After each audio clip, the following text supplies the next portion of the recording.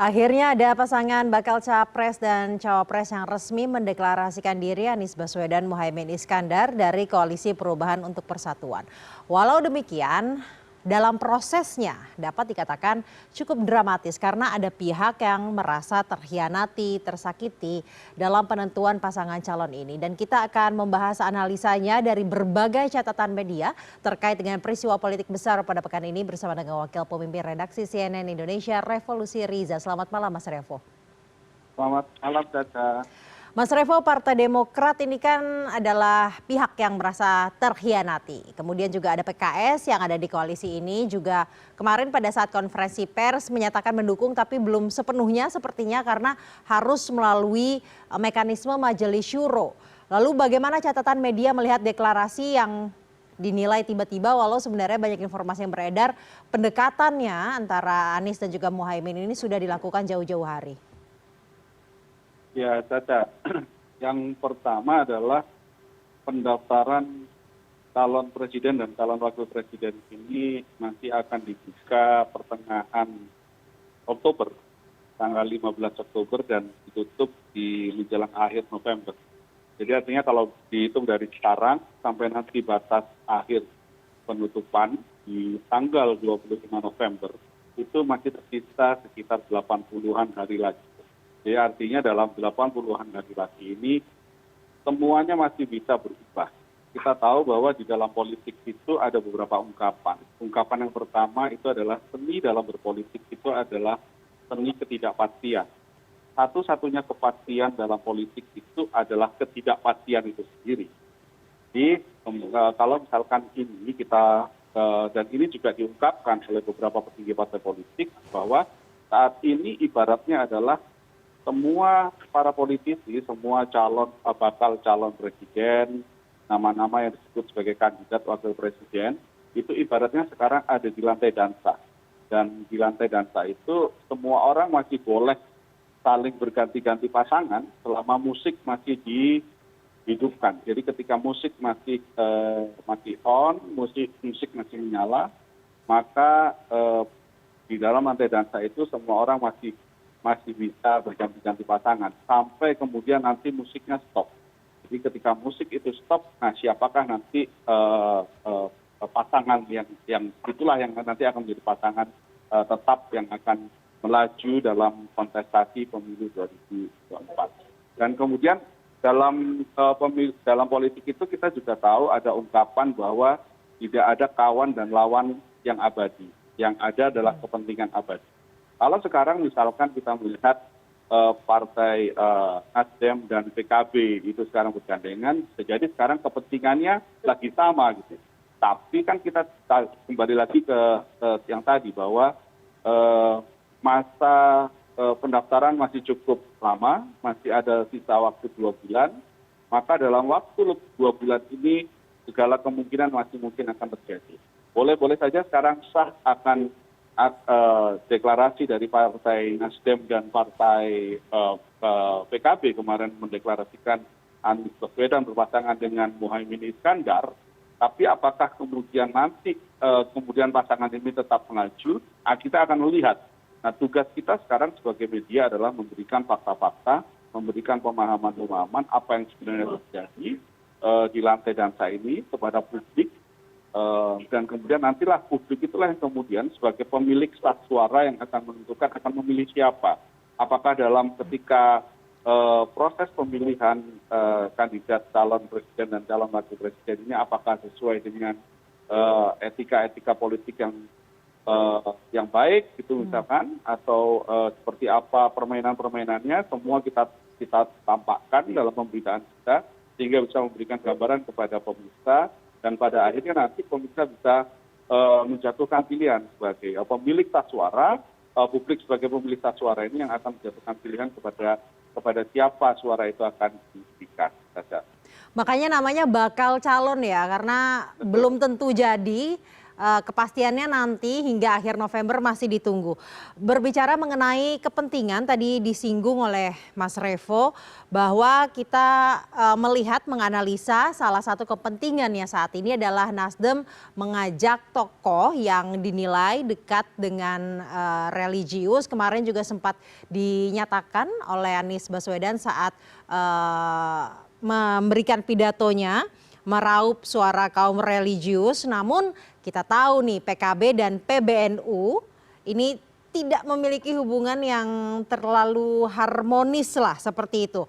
Nah kemudian ceruk suara Caimin di kaum religius ini juga tidak terlalu tinggi. Lalu dari catatan media selama ini bagaimana melihat kemudian hubungan ini, apakah kemudian Caimin benar-benar bisa memberikan added value dari kaum religius itu atau mungkin ada kepentingan-kepentingan lain, Mas Revo? Ya, kalau misalkan dalam pasangan calon presiden dan calon wakil presiden itu kan pertama tentu biasanya orang akan mempertimbangkan chemistry-nya. Apakah ada chemistry misalnya antara calon presiden dan calon wakil presiden, karena chemistry itu tentu penting. Karena selama 5 tahun ke depan tentu mereka berdua adalah menjadi tunggal duet yang akan menakodai bangsa ini. Yang kedua kemudian dalam setiap pemilihan calon wakil presiden, tentu kandidat presiden ini akan melihat sebenarnya nanti wakil presidennya ini akan berkontribusi apakah itu nanti akan membantu kinerjanya atau menunjang perolehan suaranya.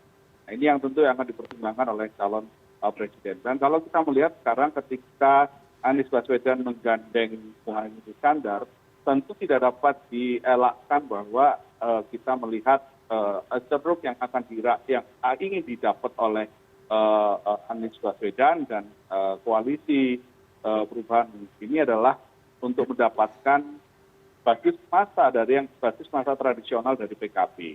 Dan basis massa tradisional PKB ini secara historis tidak bisa dielakkan bahwa basis massa tradisional PKB adalah massa Nahdliyin. Walaupun kemarin misalnya Ketum PBNU menyatakan bahwa NU tidak ingin diseret-seret dalam politik. Dalam samar terakhir NU ingin tidak ingin kembali ke kitos, tidak ingin diseret-seret dalam dunia politik. Tapi tentu semua nanti apakah ini PKB, kalau kita melihat siapa partai politik yang secara historis memiliki kedekatan dengan massa Nahdliyin, tentu kita bisa mau tidak mau kita tentu akan menyebutkan P3 dan PKB ya. Nah inilah yang selama ini memang basis massa tradisionalnya adalah basis massa Nahdliyin. Nah tentu ini piawai kita kembalikan lagi ke piawaian dari ke partai-partai politik ini untuk mendekati basis-basis massa yang ada gitu. Dan saya pikir tentu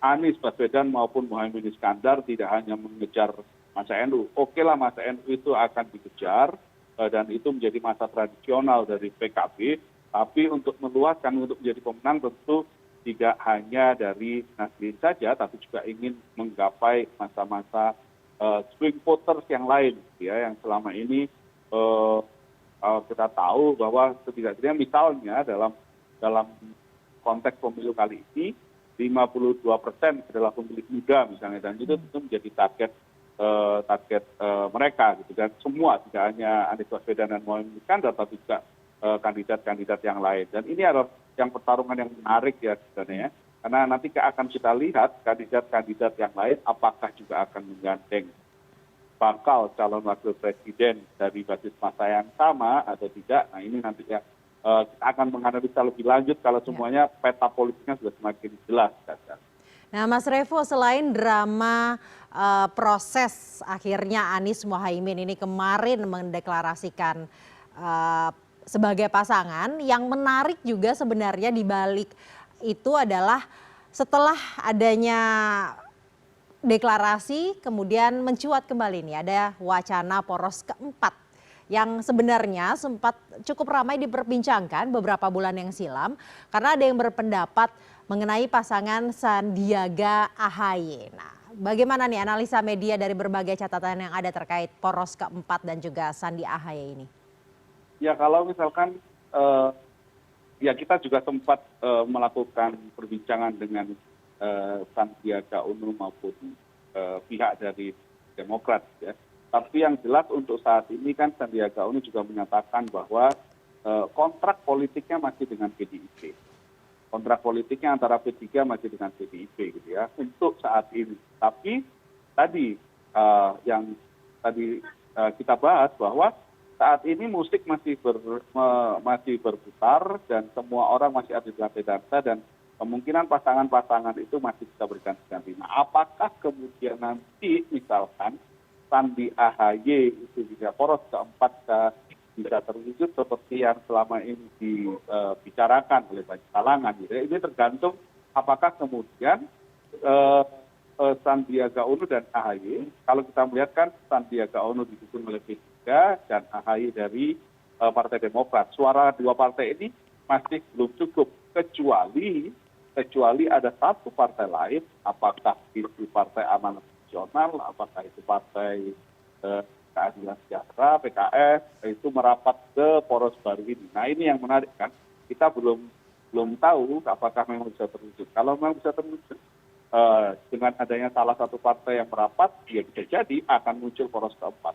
Jika muncul poros keempat, maka ini pertarungan akan menarik karena akan ada 4 pasangan calon yang melaju di Pilpres 2024. Tapi yang jelas saat ini P3 kita tahu masih terikat kontrak politik dengan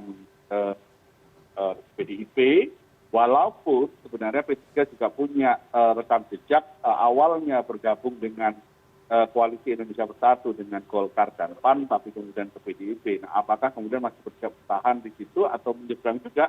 Nah, ini yang tadi musik masih melantun, masih berputar, dan pasangan-pasangan masih bisa berganti sampai musik itu nanti berhenti di tanggal 25 November 2024. Pada itulah kita akan tahu akan ada berapa calon yang akan melaju di Pilpres 2024 mendatang. Baik, dan kita sebagai media akan terus memantau, kita akan mencoba untuk menyatukan puzzle-puzzle dari peristiwa dan informasi yang ada dan menganalisanya, jadi nanti bisa menjadi dasar ya bagi para pemilih, bagi masyarakat untuk menentukan pilihan pada akhirnya pada Februari 2024 mendatang. Terima kasih Wakil Pemimpin Redaksi CNN Indonesia, Revolusi Riza telah bergabung bersama kami malam hari ini di CNN Indonesia Prime News.